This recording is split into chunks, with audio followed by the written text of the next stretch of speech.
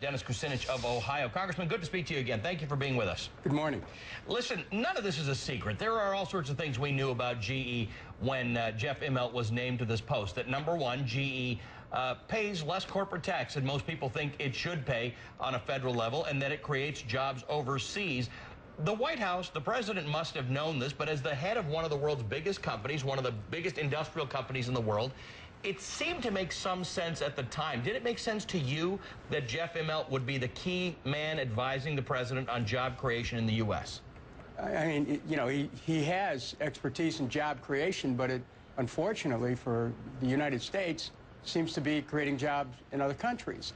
1/5 of the U.S. workforce has been eliminated since that gentleman had taken the helm of GE.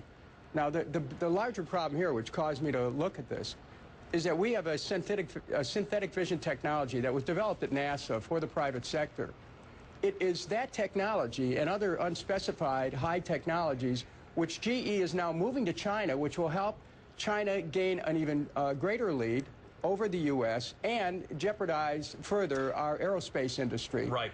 So if this individual is involved in creating jobs and in competitiveness, what's he doing? Okay, and so you represent a state, Congressman, which has really been hit hard over time by the loss of manufacturing jobs, which has nothing to do with this particular administration. It's been going on for a long time. Right. But I guess here's the issue.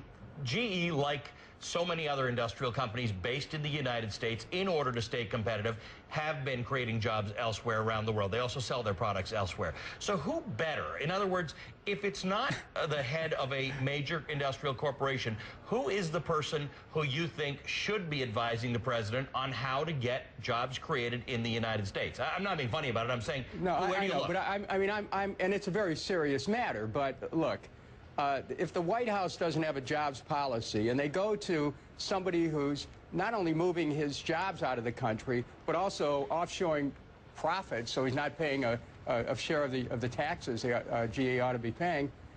Look, the White House has to get a grip on its jobs policy. Right. We have 14 million Americans out of work.